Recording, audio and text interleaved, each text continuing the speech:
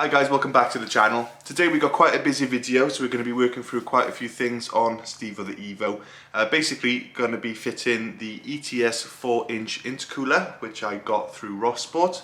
We're going to be fitting the CBRD Radiator. Standard radiator works perfect so far, but the CBRD one, 30% more surface area, and it's a full aluminium construction, so no brittle plastics. So basically more reliable and more headroom. And thirdly, refurbing the boost pipes, and the final thing, partially removing the aircon system. Now, the main reason that tipped me over the edge to actually get the aircon system out was the fact that my baffled sump, my Moroso baffled sump, it physically is not compatible with the aircon bracket. So hopefully that clears things up, and let's get into the video. And basically the engine bay looks really bland and tired, so you'd never know that any real money or time has gone into here. Recently I painted the blow-off valve and the cast aluminium boost pipe with black crinkle paint, and it looked really good. So that was just a test because it was easy to get to. But here we can see before and after really of the boost pipe. So this is before. You can see it's pretty ugly, to be honest, and it sits right on top of the engine bay. Now it did look even worse than that, but I've degreased it, got all the oxidization off, and pretty much given it a good wire brush. So that's actually better than it was, and this is what it should look like once I have actually painted it. So this is what I did earlier, and you can see really the crinkle effect, and it literally looks brand new. Now, a lot of people actually buy parts for the car, they replace things in the engine bay simply to make them look nicer or to make them look fresh, but there's nothing actually wrong with the old ones. Now this is a prime example. I was actually considering just buying replacement intercooler pipes, and I thought to myself really, well, the only reason I would be doing that is because I want them to look nicer. So for the sake of £20 worth of crinkle paint and buying a heat gun, I think that's turned out really nice.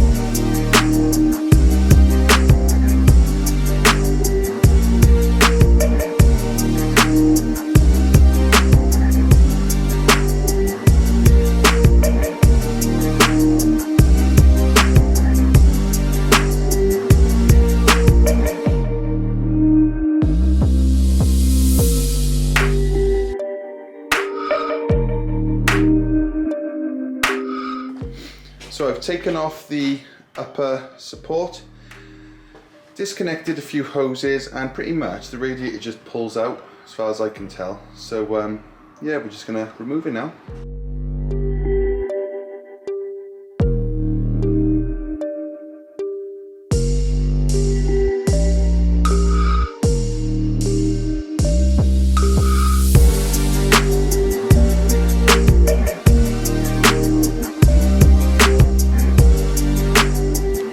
So here we go. The AC delete is now happening. Now the reason I'm deleting the AC, mainly, well, weight. This car is a heavy old thing, so I need to do anything I can to sort of lighten it up. But not just that, it's mainly simplicity of the engine bay. That's a route I'm going to start taking now moving forward. I just want to simplify the engine bay, so any problems, I can pop things out, pop things back in, fix it, no problem. Basically now I'm going to have to start taking these lines out. I'm going to just get them out of the way, probably bend them if anything, or disconnect them there, just to get them out of the way of this bit, and I'll tackle those lines at another time. But yeah, that's all out of the way. We just got to swap over now the fans onto the new CBRD radiator. We should have about 30% more surface area with that radiator. Okay, so the radiator is now ready for install. Weirdly, it didn't actually fit. I make it fit. So the standard cooler, I had to mark out the holes, drill them, and then not supplied with the radiator. I had 4 matching thread bolts, identical, and I was able to make a nice install. So it does fit. I just don't really understand, you know, what that was all about. Maybe it's I don't know, maybe everyone has to do this. Maybe I've got a different revision fan system, I don't know, but basically it's done now. Again, a little thing that you can do to your own car. I'm going to change these for the T-bolt hose clamps. They're stronger, they look nicer, and it's little things like that that make all the difference. So I think that's enough talking. This is a rare opportunity that you get to see the billet engine mount in the front. Let's start putting it back together, and hopefully we're going to get to drive it.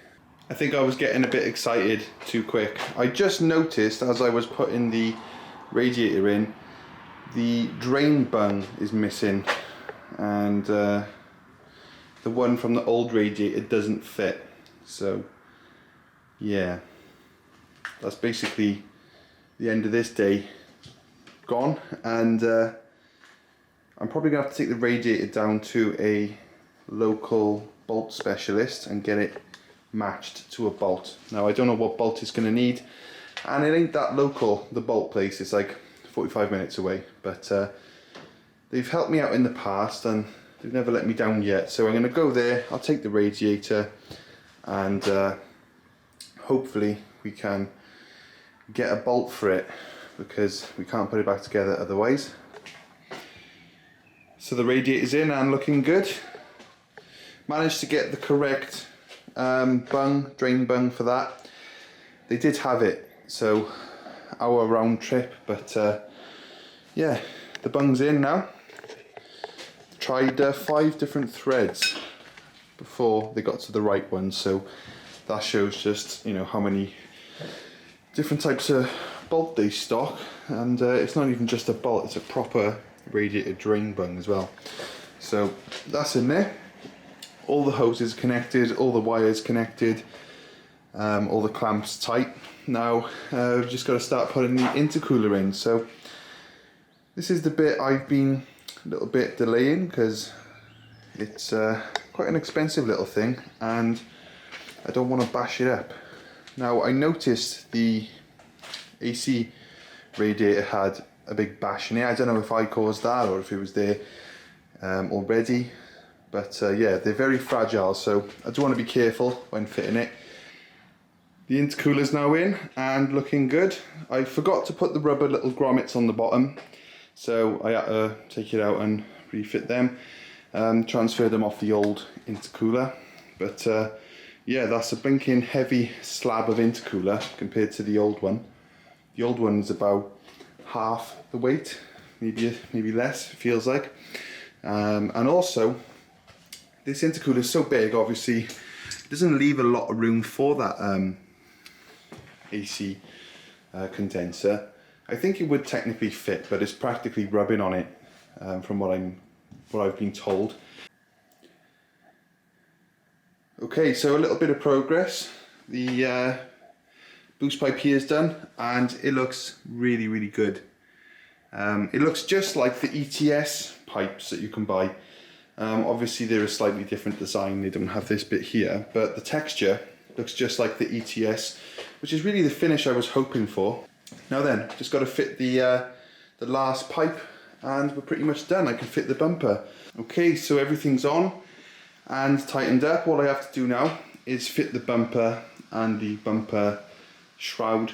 But yeah, I think it looks really, really good. Down here as well, got the black pipe, so it's going to look nice and stealth behind the bumper. Got the ETS intercooler, the nice new CBRD radiator, and also the other pipe here. Giving that little red blow-off valve pipe a nice clean. And in the next video I am probably going to be doing the rocker cover, but it won't be black, it'll actually be red, and I'll be using a similar technique as what I have on the pipes. So I'm interested to see how that's going to come out. If you've ever seen like an S2000 rocker cover, Honda, they have a very distinctive red crinkle look to them. Well, that's the look that paint can create. Now, why crinkle paint rather than just black paint? Well, basically, it's really hard to get a really nice finish with paint, especially if you're fussy like I am. It's very difficult to get it so it's absolutely perfect.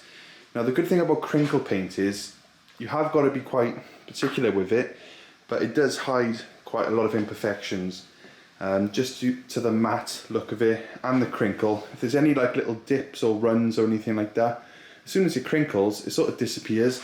So that's really the good thing about it. It does leave an absolutely perfect and consistent finish. So that's why I've gone with the crinkle paint on this occasion. Now I'm just going to have a little clean up.